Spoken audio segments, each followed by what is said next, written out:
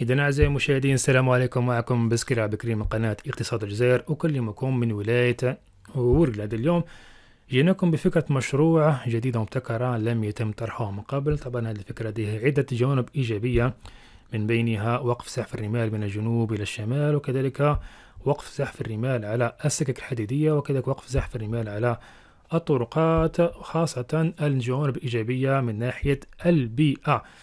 إذن بدون إطالة فقط نقوم بشرح هذه الفكرة. طبعا أولا سوف نقوم بشرح السد الأخضر في الجزائر. طبعا السد تم مشروع فيه سنة 1971 على مسافة 1700 كيلومتر، ومؤخرا تم إصدار أوامر من السلطة الجزائرية بتشجير 70 أو 60 مليون شجرة لتدعيم هذا السد. طبعا السد هدفه هو وقف زحف الرمال من الجنوب إلى الشمال. طبعا الفكرة هي مشابهة قليلا لهذه الفكرة، هو هذا السد، لكن بطريقة مغايرة قليلا.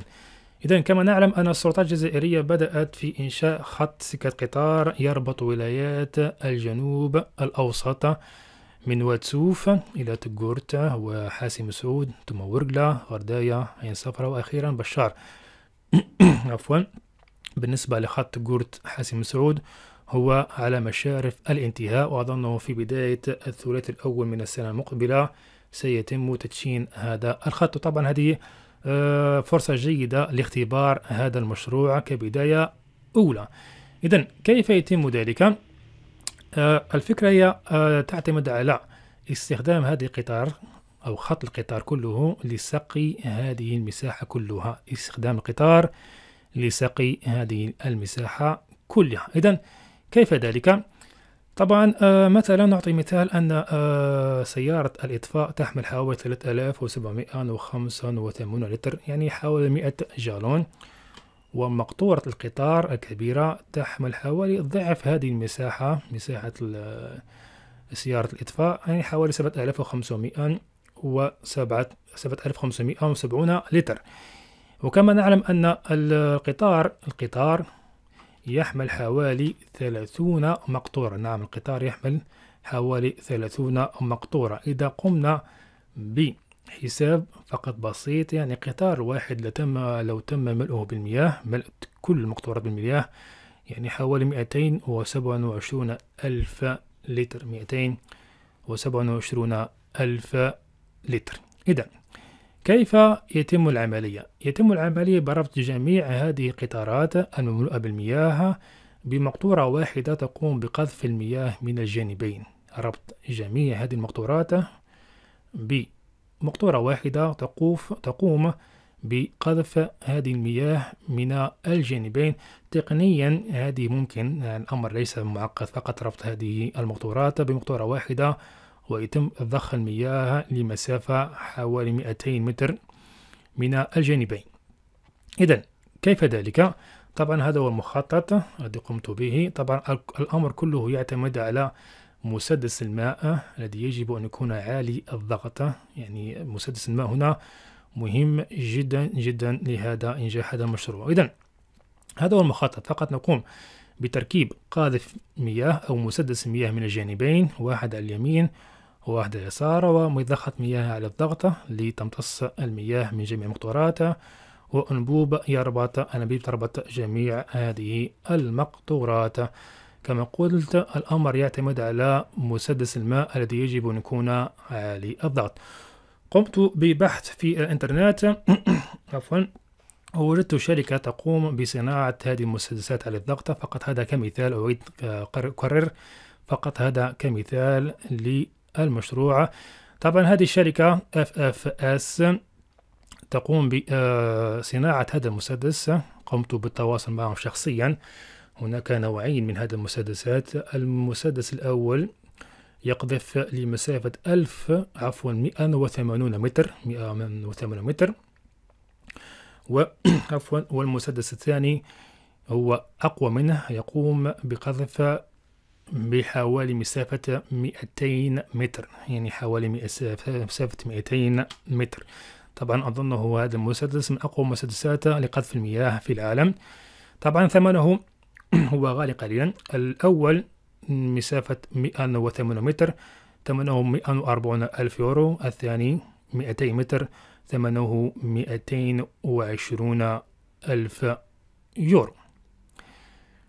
طبعا هذا هو فكرة المشروع. إذن كما قلنا فقط نقوم بتركيب المسدس على الجانبين، وقوم بشفط المياه أو سحب المياه من جميع مقطوراتها وقذفها على الجانبين من المسافتين. يعني احتمال أن يتم تغطية حوالي 500 متر السقي، حوالي 500 متر يستطيع هذا القطار سقيها. إذن إن شاء الله بعد مدة معينة سوف تقوم بإنبات هذه الأشجار وتقوم بوضع سد لهذا القطار لمنع زحف الرمال على القطار وكذلك طرقاته. وكذلك هو مهم جدا لزحف الرمال، وقف زحف الرمال من الجنوب إلى الشمال. طبعا هذه فقط صورة توضيحية حول مدى نجاح هذا المشروع. طبعا المشروع كله يعتمد على نوعية الأشجار التي يجب زراعتها. نوعية الأشجار التي يجب زراعتها يجب أن تكون أقوى شجرة في العالم، تستحمل الجفاف وقلة الأمطار وتستحمل الحرارة. قمت بالتواصل مع الأستاذ مبارك من العراق، هو أعطاني فكرة حول شجرة مهمة جدا اسمها شجرة الغاف. إذا لم أكن مخطئ شجرة الغاف. فقد تابعوا هذا الفيديو الذي هو قام بتصويره. السلام عليكم ورحمة الله وبركاته متابعي الكرام.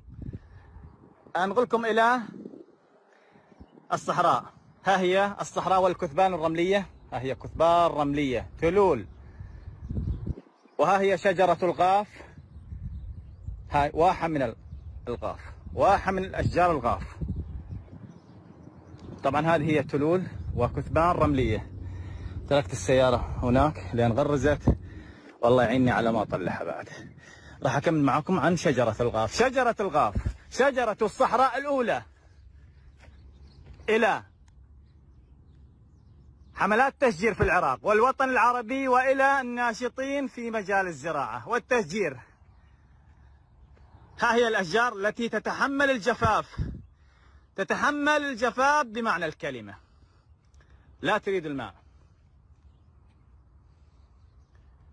شايفين هذه الأشجار الغاف بدون سقي.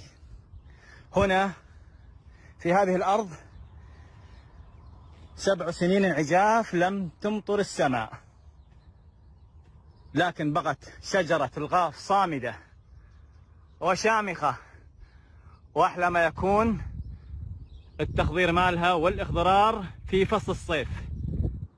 طبعا هنا لو نلاحظ التغليم على مستوى واحد. هنا تأتي الإبل وترعى منها لأنها شجرة رعوية، أوراقها رعوية، ثمارها رعوية. شايفين هذه هي الرمال، رجلين يغوصن في الرمال. راح نشوف بعض من فوائد شجرة الغاف.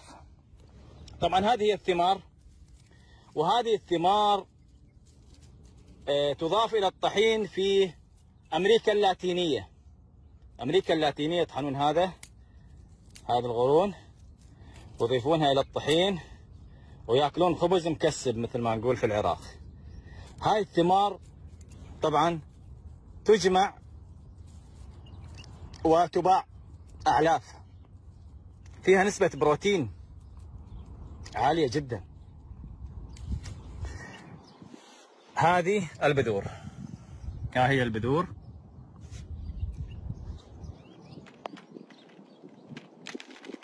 هاي بذور شجرة الغاف،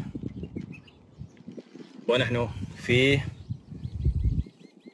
الرمال وفي الصحراء وفي واحة الغاف. يا حبذا لو تكون كل صحارينا في دولنا العربية بهذا المنظر الجميل، بهذه الواحة الصحراوية، ليستفاد منها الإنسان والطير والحيوان. طبعا المشروع لديه عدة جوانب إيجابية، بينها وقف زحف الرمال وردمها على طول مسار السكة الحديدية في الجنوب. طبعا هذا مهم جدا.